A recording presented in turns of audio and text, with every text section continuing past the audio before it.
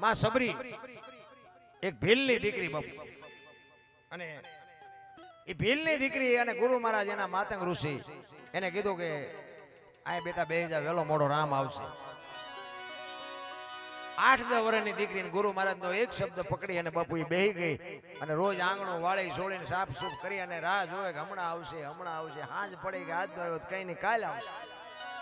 બીજે દી એનો ઈ પ્રોગ્રામ, હાંજ પડે કે આજ નો આવ્યો કઈ નહીં કાલ આવશે. ચાંદીના પતરા જેવા વાળ થઈ ગયા, 70-80 વર્ષની ઉંમર થઈ તોય રામ નો આવ્યા ને બાપુ સબરી માં નેજવા કરી કરીને જોવે છે કે મારા રામ ક્યારે આવશે, મારો રામ ક્યારે આવશે. નહીં આવે, એ નહીં આવે એમ કે ને તો અંદરથી અવાજ આવે મારો ગુરુ બોલ્યો એ કોઈ દી ખોટું પડે નહીં. એટલો વિશ્વાસ, એટલી ધારણા. અને રામચંદ્ર પરમાત્મા અને લક્ષ્મણ જતી જતી સીતાજીની શોધ કરવા માટે નીકળ્યા અને સબરીનો મલક આવ્યો. પ્રકૃતિ રામનું ભજન કરતી હતી, ઝાડવાના પાંદડામાં અવાજ આવતો હતો રામ રામ રામ. લક્ષ્મણજી પૂછે છે રામચંદ્ર પરમાત્માને કે મોટા ભાઈ કયો મલક આવ્યો? આ તો પ્રકૃતિ તમારું ભજન કરે છે. ત્યારે લક્ષ્મણને રામજી કહે છે કે હામી ઝૂંપડી રહીને એમાં એક ભીલની બાઈ મારા નામના જાપ કરે છે. અને સંતો કહે છે એક જગ્યાએ 2.5-3 કરોડ નામના જાપ થાય ને એટલે દિવાલોમાંથી અવાજ આવે, ધરતીમાંથી અવાજ આવે, પ્રકૃતિ બાપુ બદલી જાય. જા કે જોતો અહીંયા જઈને શું કરે છે એ સબરી વાહે બાપુ લક્ષ્મણજી જાય છે ને, શેષ નાગનો અવતાર પણ સબરીની ભક્તિ જોઈને ધ્રુજી ગયો કે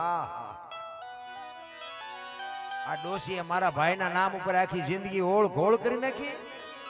નેજવા કરી કરીને જોતી હતી કે હે રામ મને દેખાતું નથી, મને સંભળાતું નથી, કી બાજુથી તમે આવશો મારા બાપ, હવે મારે જવાનો સમય થઈ ગયો, આવો ક્યાં છો?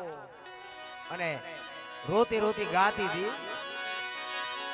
ઠાકર મને તું મેલ માઠેલી,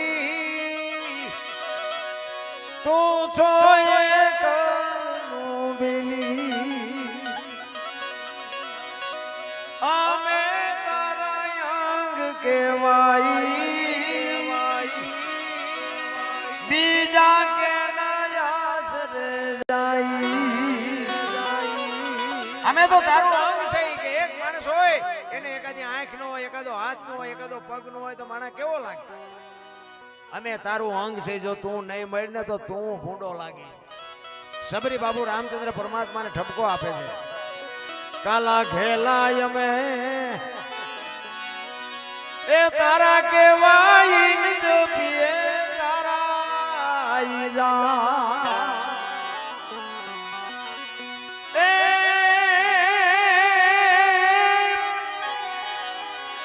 તારી હારે મારે જૂનો નાતો. આપણે બધાને છે પણ આપણે ભૂલી ગયા. આ નાતો છે એટલે અહીં બેઠા છો, કઈ હું રૂપાળો છું મને સાંભળવા બેઠા એવું નથી. એના હારે નાતો છે એટલે બેઠા છો. સબરી ઈ યાદ કરાવે તારી હારે મારે જૂનો નાતો, હવે બીજે ક્યાં જાઉં બાપ? ઠાકર મને મેલ માઠેલી, તું છો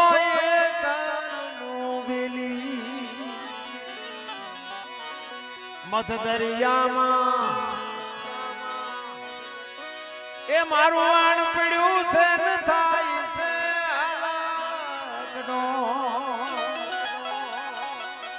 સંસારના સાગરમાં આપણા બધાના હોડા હાલ્યા જાય ભાઈ. આમાં ક્યારે કોનું ગોલોટિયું ખાઈ જાય કાંઈ નક્કી નથી. ઓલો કોરોના આવ્યો હતા બાપુ, કેટલાય ના ગોલોટિયા ખાઈ ગયા, કોઈ ન બસાય.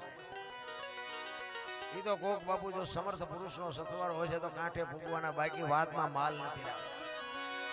મધ દરિયામાં એ મારું આણ પડ્યું છે ને થાય છે આગડો, એ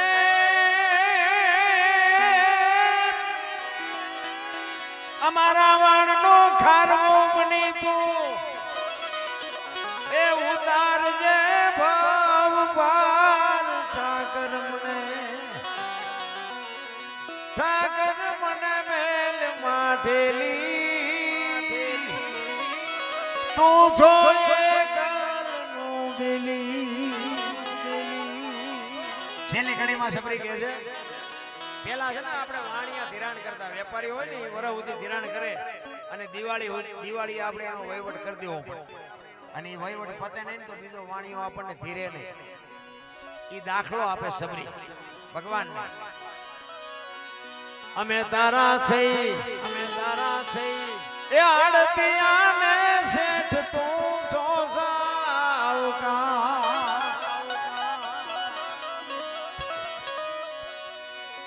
એ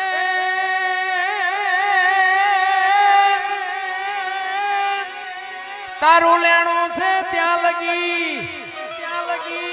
બીજો ધીર છે નહીં તો અલવાર ઠાકર મને મેલ માઠેલી અને તું છો આટલી વાત સાંભળીને લક્ષ્મણે હડી ઘાટી મોટાભાઈ દોડો નકો ઓલી ડોશી હમણાં મરી જાય અખિલ બ્રહ્માંડનો માલિક આવે ને પાણી લેવાનું ભૂલી ગઈ એની આંખના આહુડાથી રામના પગ ધોઈ નાખ્યા એટલી રાજી થઈ કે એની શું આપણે વાત કરીએ રામચંદ્ર પરમાત્મા આવ્યા એ તો એને હરખ હતો જ પણ મારા ગુરુ બોલ્યા આજ સાચું પડ્યું એનો જે હરખ હતો ને એની કહું ઠૂકતી હતી મારા રામ સદગુરુ અને શિષ્ય આપણને ખબર જ નથી એમના નામ નથી થતા અમરેલી મુરદાસ એક તમને દાખલો આપી દો લુહારનો દીકરો આંજનો ટાણો વાયુનો કાંઠો દિયાથમને તૈયારી માળા કરે છે એક જુવાન દીકરી બાપુ કુવે પડવા આવી અંધારું હતું બાપુ જોઈ ગયા ગોલી દીકરી અટણે અહીંયા લઈ આવે છે અત્યારે કોઈ બૈરું આવે નહીં પણ એનો કઈક વિચાર મોળો લાગે છે ઈ કુવામાં પડવાની તૈયારી કરીને બાપુએ હળી કાઢીને બાવડું પકડી લીધું હા બેટા શું કામ બાપુ મને મરવા જોઈએ કે પણ શું કામ મરવું છે માણા જેવો અવતાર મળ્યો છે એ કે બાપુ મારા જીવનમાં એક ભૂલ થઈ ગઈ મારે મર્યા સિવાય છૂટકો નથી એ કે પણ આ કુવામાં પડીને બીજી ભૂલ કરવી છે દીકરી રોવા માંડી પણ કે છે હું કઈક બોલતો એનો રસ્તો થાય તેથી બાપુ દીકરી કહે છે બાપુ મારા પેટમાં બાળક છે ને એના બાપનું નામ લઈ શકું એમ નથી એટલે મારે મર્યા સિવાય છૂટકો નથી વિચાર કરજો બાપુ સંતો શું ન કરે તેથી મુરદાસ બાપુ એમ કે તારા પેટમાં બાળક છે એના બાપનું નામ લે તો તને જીવવા દે એ કે લવ તો જીવવા દે પણ હું લઈ શકું એમ નથી તેથી આ ભારતનો સંત મુરદાસ એમ કે બેટા તું તારું બાળક જો બચી જાય ને કાલ અમરેલીની બજારમાં જઈને કહી દેજે કે મારા પેટમાં બાળક છે એનો બાપ મુરદાસ છે કહી દેજે જા બાપુ આને સંત કહેવાય કે બાપુ તમે આમાં જાણતા નથી અમરેલી તમને મારશે ઈ કે બેટા તું તારું બાળક બચી જતા હોય તો અમરેલી ભલે મને મારે તું મજા કે અને હવારે ખબર પડી હો કે આ દીકરીના પેટમાં બાળક છે એનો બાપ તો મુરદાસ છે આખી દુનિયા બાપુ કરતી હતી ને આની આ દુનિયા હાથીની અંબાડીએથી ગધાડે જ્યારે બિહારે કોઈ ભરોહો નથી ના ઈ ગધાડું બોલાયું માથે મુંડન કર્યું જોડાનો હાર ફેરાવીને અમરેલીમાં ફૂલેકું કાઢ્યું હો મુરદાસ રિયા વિચાર કરે વાહ ઠાકર વાહ તે મારી માથે ભજાડી પણ કે કાંઈ વાંધો નહીં ઓલી દીકરી નાનું બાળક તો બચી ગયા ને આ અંદરથી બાપુ આવે ચિત્તની શાંતિ મનની પ્રશંસા દિલની દાતારી ગોમડાની રોજ અને ટાટિયા તાવની ટાટ આટલું માલકોરથી આવે એને અંદરથી એમ થતું કે આવડા બધા ભલે રાજી થાય ઓલી દીકરી નાનું બાળક બે તો બચી ગયા ને એનો નશો બાપુ એને મોળો ન પડવા તમે બસમાં ચડ્યા હોય બસમાં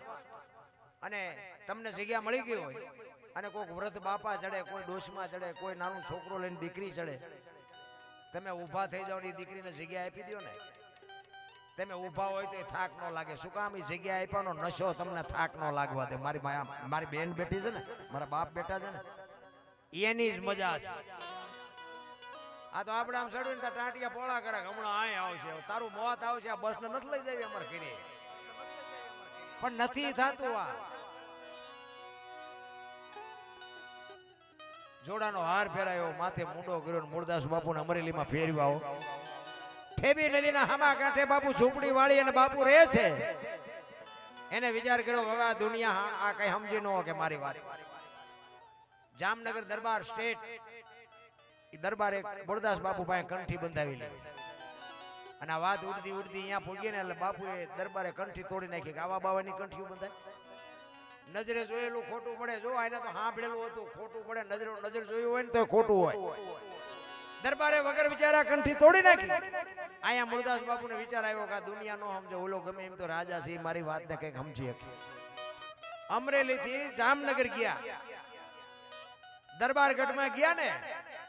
ઈ કે મારે બાપુને મળવું છે બા સાહેબે કીધું બાપુ ઘરે નથી ક્યાંય ગયા ઈ કે અમારા ગામની બહાર કે મંદિર છે ને અહીંયા મોટા મંદિરે કે બધા મોટા મોટા સંતો આવ્યા છે મોટા મોટા મહાપુરુષો આવ્યા છે અહીંયા કંઠી બંધાવા ગયા છે ઈ કંઠી બંધાવા ગયા ને એની માથે આપ ફાટ્યો હો ઘરે તારી ભલી થાય તારી આને કંઠી તોડી નાખી મારી પડી કે કાંઈ વાંધો નહીં ને મળ્યા સિવાય જાવું નથી મારે ઈ દરબારગઢ થી મોટા મંદિરે જાય રસ્તામાં એક પ્રસંગ બન્યો મરેલી બિલાડી પડી બચડા ટળવળતા ઈ મરેલી બિલાડીને જોડીમાં નાખી અને બાપુ આવ્યા બધા સંતો પૂછે છે મૂળદાસ હું આવ્યો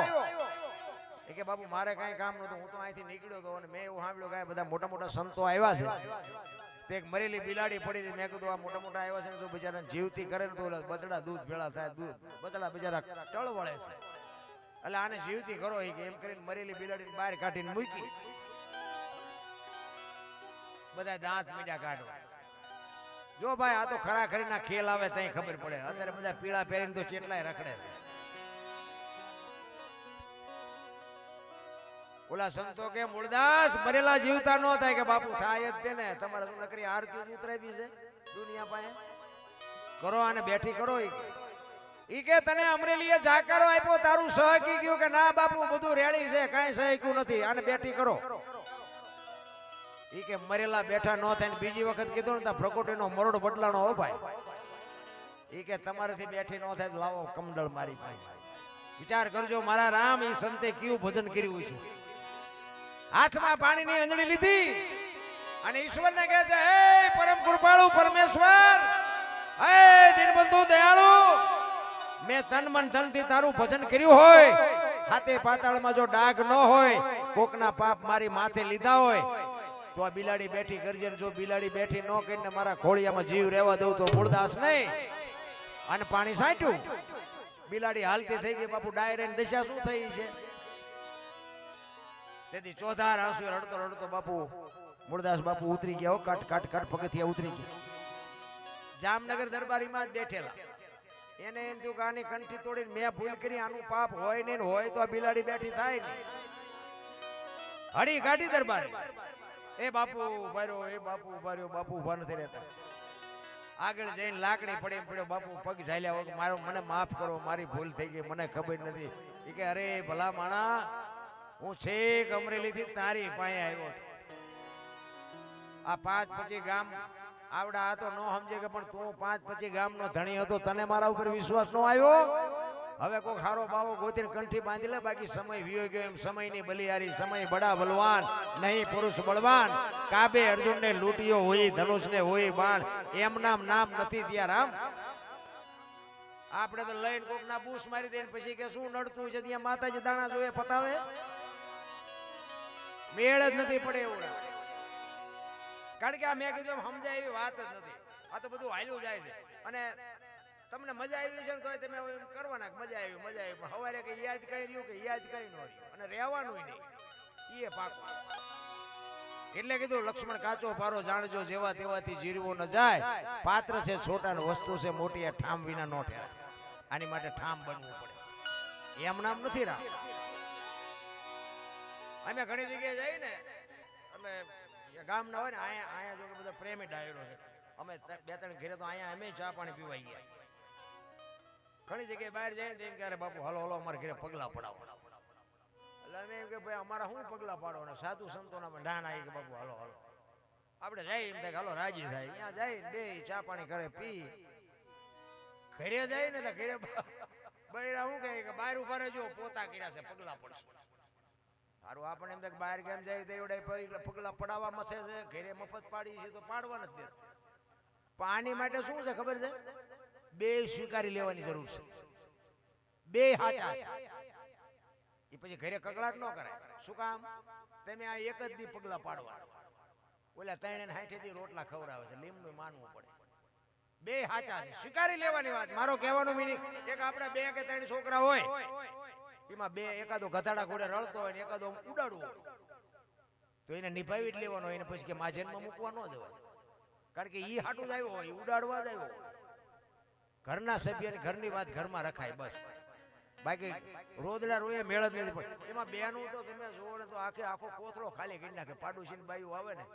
અરે અમારે તો આમ ને અમારે તો આમ, મારા છોકરાને બહુ આમ ને મારો છોકરો આમ, અરે પણ આ અને ઓલીએ તે તમે જુઓ ને તો કે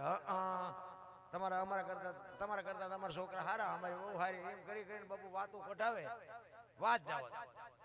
આમ તમે જુઓ ને અમુક વાતો કરે, અરે અમારે પડકે કે એનો ઘરવાળો કે એની વહુને મારતો હતો કે આમ મારીને ધોકાવી નાખી. એટલે પણ આ દિવાલ આડી છે ને તે કેવી રીતે પાડ્યું? હું હરી હોપટ વર્તા દીધું. અરે જોવો તો ખરા ભલામણા શું ઘરની ધોરાજીઓ હાકે. કોઈને કાંઈ બાપુ કહેવાય ને. હું તો એમ કહું અત્યારે તો કાંઈ કીધા જેવું નથી બાપુ. ઘરમાં દાણા ન હોય ને ભૂખ્યા હુઈ રહ્યા હોય તો પાડોશીને ખબર ન પડે કે મારા ઘરમાં દાણા નથી. ઈ ઘરની વાત, ઈ ઘરની કહેવાનો મારો અર્થ એ છે ઘરની વાત ઘરમાં રખાય. બાકી દુનિયા છે ને તમારો કાંઈ મોટો ફજેતો કરી મૂકશે.